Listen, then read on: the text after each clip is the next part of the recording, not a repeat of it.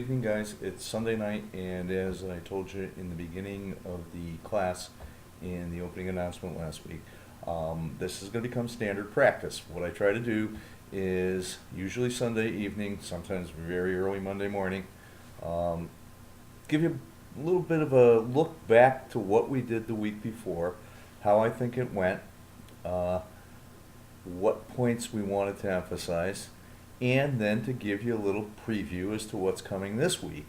And without getting into a whole lecture, just try to kind of guide you around what you'll be seeing, how it works, what we want to do. And that's going to be the common practice. And that's why I asked you in that opening announcement to make sure you look for this every week, because frankly, a lot of times this is where you're going to get some important information. I made two additions to the course just a few minutes ago, and I think you're going to find them interesting. But this is the way I get to announce them to you and things like that when we get down to doing our midterm project and the final project. This is where I'm going to talk about how to do things and how you might see some difficulties coming up, or what some frequently asked questions from the past have been. So please, it's just not for me to hear myself talk. It's to kind of let you know that there is a body behind the keyboard here and what we're doing. So that's where we're going. Okay, now for the substance of what I just said. Let me look back to week one. Week one, as you can tell, we tried to do a couple of things. We tried to the standard introductions, and thank you everybody for getting them in. I'm pretty sure I got to respond to all of you individually and let you know what I know a little bit about some of your questions and some of your interests, how they match up with mine and my background in sport. And I thank you for that.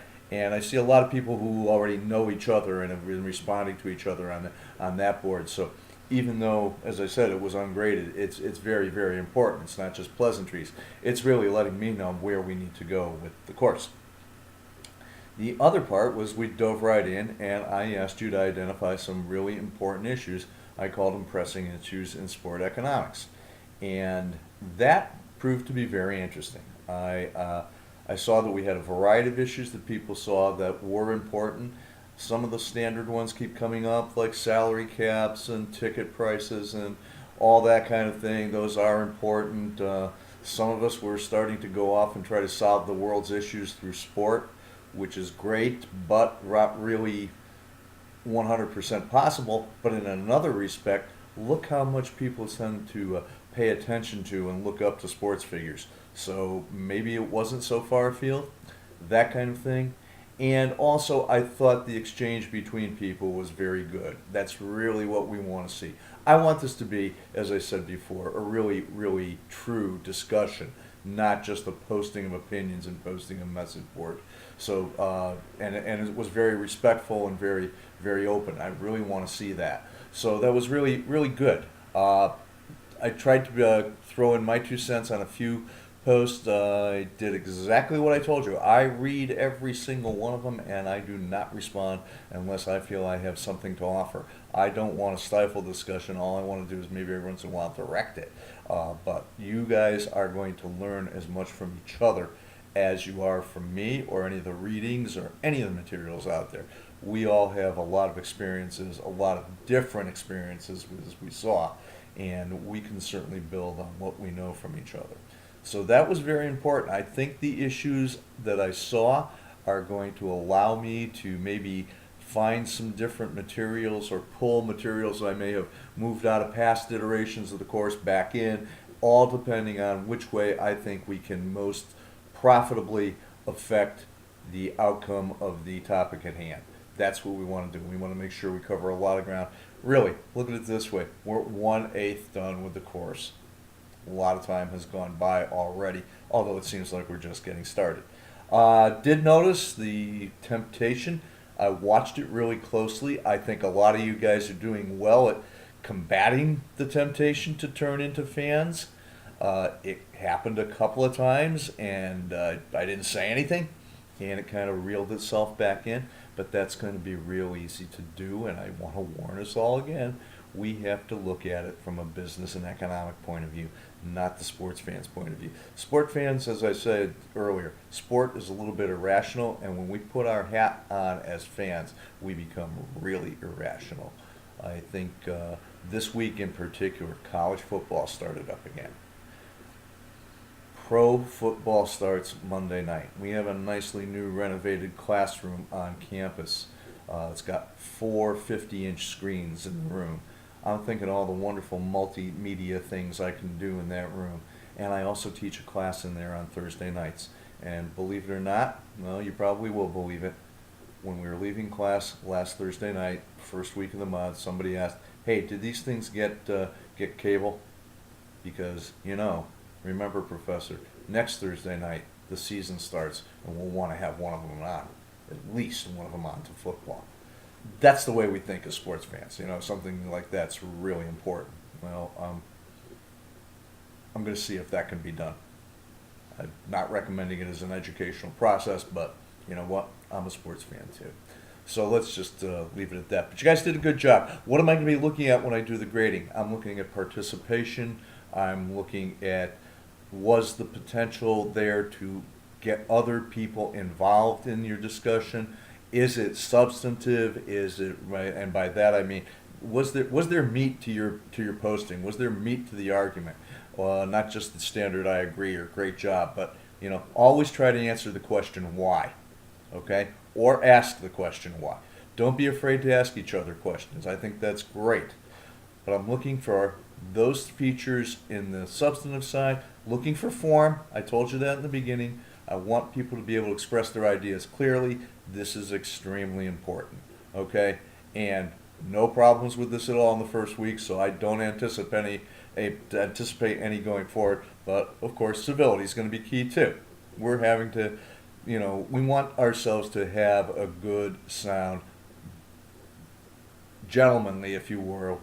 Sorry, ladies, but it's the first word that came to mind. Discussion of the issues of sport and where we can learn from each other. Can't emphasize that enough. Okay, looking ahead to this week, week 2.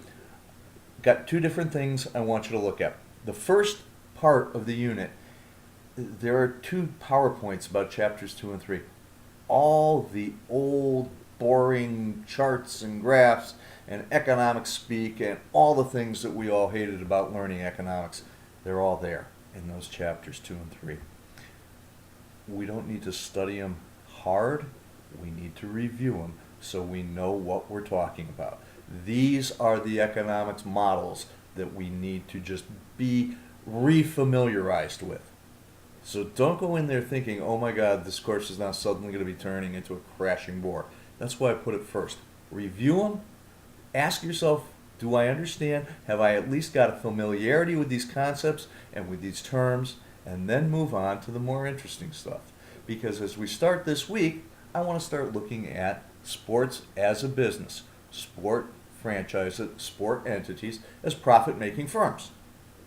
And you'll see right away, that's what the discussion is about. So I've got some very, I think, interesting things in there.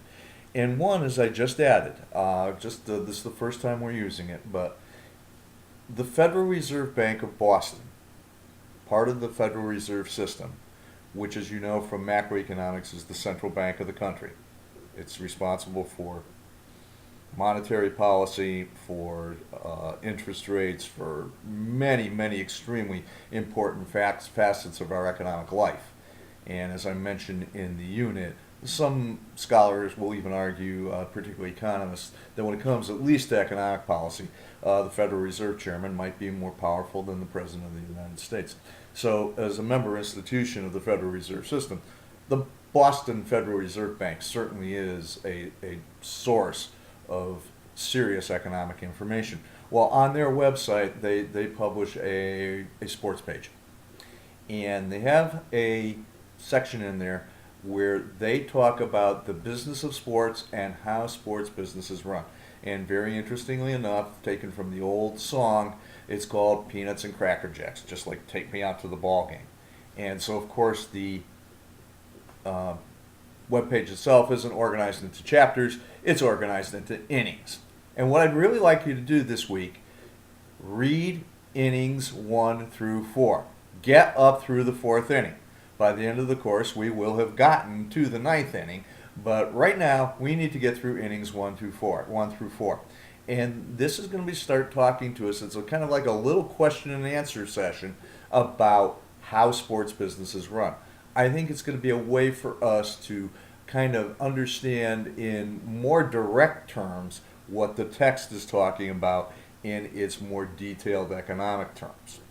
The other thing I'm going to ask you to read is a really interesting article from Forbes magazine about a year ago, where it brings up, and baffling to some people when you look at it, well, the Houston Astros were the worst team in baseball at the time the article was written, but they were also the most profitable. And you might ask, how can that happen?